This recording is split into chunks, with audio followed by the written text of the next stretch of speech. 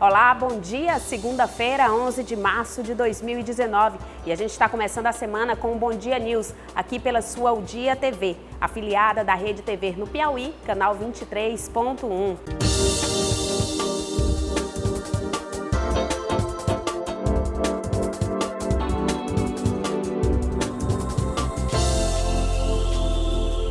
E a gente começa o telejornal de hoje trazendo os principais destaques da versão impressa do seu Jornal Dia. Com o início da quaresma, mercados registram um aumento na procura pelos pescados. Em política, você vai conferir uma entrevista com a deputada federal Margarete Coelho. Ela vai comentar suas primeiras impressões no Congresso Nacional e também as articulações políticas do governo Bolsonaro. E no Caderno Empreender, você vai conferir ajustes em roupas gera renda em Teresina. Esses e outros destaques você confere no seu Jornal Dia, líder em credibilidade. Você sabe o que é a meningite meningocócica? A doença tem afetado muitas crianças e causado mortes, como a do neto do ex-presidente Lula, que faleceu na semana passada. Mas há uma vacina que pode evitar muitos prejuízos, se tomada no período correto. A recente morte do neto do ex-presidente Lula, de 7 anos de idade, vítima de meningite meningocócica, acendeu um alerta à população. A doença tem um índice de letalidade de 20%. A meningite, que às vezes a gente chama meningoencefalite, é uma inflamação dos envoltórios do sistema nervoso central, né? O cérebro, ele é envolvido por membranas. E o processo inflamatório é nessas membranas. A infectologista aconselha aos primeiros sintomas da doença dirigir-se a um posto de saúde. Febre alta, a dor de cabeça que não passa com o uso de analgésicos comuns, né? A rigidez de nuca, que é ficar com o pescoço duro, às vezes alteração do comportamento e essas manchas hemorrágicas que aparecem. O paciente tem esse sintoma, tem que ir de imediato ao posto para ou firmar o diagnóstico ou descartar. E muitas vezes até ficar um certo período em observação. Por quê? Porque é grave, porque mata e porque pega. Esclarece também sobre as formas de transmissão da meningite. O agente é uma bactéria chamada Neisseria meningitidis. Ela está na garganta da gente, na boca, no nariz.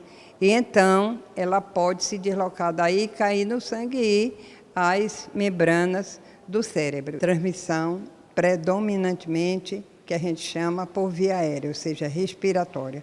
Tosse, espirro, beijo, tá? Então, um contato muito próximo. As vacinas contra a doença são disponibilizadas pelo Ministério da Saúde. São prioritárias às crianças e os adolescentes. Vão dos 3 primeiros meses de idade até os 14 anos. A prioridade na rede pública são crianças menos de 1 ano. Uma dose no 3º, no 5º e aos 12 meses. Depois, uma dose de reforço aos 4 anos. E, ultimamente, o Ministério determinou que a gente também fizesse aos 11, 12, 13 e 14 anos. A rede privada, ela pode fazer várias idades, aí é quem quiser tomar, podendo pagar, deve tomar. Os teresinenses já podem aderir à tarifa social da água. Mais de 7 mil pessoas já aderiram ao benefício aqui na capital. Mas para isso é preciso preencher alguns requisitos. A gente confere agora quais são eles. O senhor Julimar Pereira tem 68 anos. Depois de 34 anos trabalhando como motorista, foi vítima de um acidente automobilístico. Perdeu os movimentos das pernas e hoje depende de uma cadeira de rodas para se locomover. O dinheiro que ganha da aposentadoria mal dá para cobrir as despesas básicas. Eu não estou nem com condição de pagar. Eu pago, vou pagar porque é o jeito, a gente tem que pagar mesmo. Eu não posso ficar sem água, não posso ficar sem nada. Mas o que eu estou ganhando aí só não está dando nem para comer. Hoje mesmo eu comi, foi que me deram ali na casa ali que me levaram lá, eles me levaram na Caixa Econômica. Quando chegaram, me deram essa comida aí, eu estou comendo. Ele é um dos quase 7 mil teresinenses que são beneficiados com a tarifa social da água, um programa instituído pela Águas de Teresina voltados para a população carente da capital e que beneficia pessoas como o senhor Julimar. Ele tem que desembolsar por mês cerca de R$ 30 com o pagamento da conta de água. Com a tarifa social, o valor vai cair pela metade. E o senhor Julimar já comemora a redução. O que eu estou recebendo parece que dá 600 e pouco que eu estou recebendo. Aí eu começo a pagar. Pago um pouquinho ali, um pouquinho ali. Para ter direito ao benefício, o consumidor tem que preencher alguns requisitos: ser cliente residencial e doméstico, participar do programa do benefício social do governo federal, Bolsa Família, residir em imóveis cuja área construída não ultrapasse 50 metros quadrados ou residir em imóveis cuja condição de moradia seja casa de taipa, palha ou similares. Além disso, deve possuir um consumo de 10 metros cúbicos mensais, o equivalente a 10 mil litros de água por mês. E a renda mensal não deve ultrapassar o valor de um salário mínimo. O benefício pode ser buscado em um dos 8 postos de atendimento da Águas de Teresina espalhados na capital. As solicitações são acompanhadas pela equipe de assistência social, que verifica as informações fornecidas. Nós temos assistentes sociais dentro da nossa equipe que vão fazer essa visita depois da solicitação dela. E aí sim, validar a situação que ela vai estar encontrando, a qualidade da casa, o tamanho, vai fazer uma entrevista com a família toda e aí sim validar esse cadastro, pré-cadastro que ela fez anteriormente.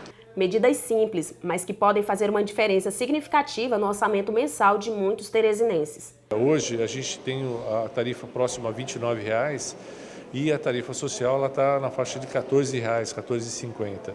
Então é uma redução bem significativa e é uma forma realmente de você estar incluindo essas famílias dentro da sociedade e proporcionando a eles uma qualidade boa, um bom serviço e uma água de qualidade, que é o mais importante. Os teresinenses já começaram a receber um carnê do Imposto Predial Territorial e Urbano, o IPTU. É preciso estar atento aos prazos, principalmente para aqueles que querem fazer o pagamento em cota única. A gente confere agora na reportagem de Zanviana. Juntamente com o carnê do IPTU 2019, também será enviado aos contribuintes a taxa anual de coleta de resíduos. O vencimento para pagamento da primeira parcela e cota única também será 29 de março. O valor do reajuste da taxa será de 3,86%. A taxa de iluminação pública, taxa estreante em 2019, também irá juntamente com o carnê do IPTU. Passados os excessos com o carnaval, agora os teresinenses querem correr atrás dos prejuízos do excesso no período.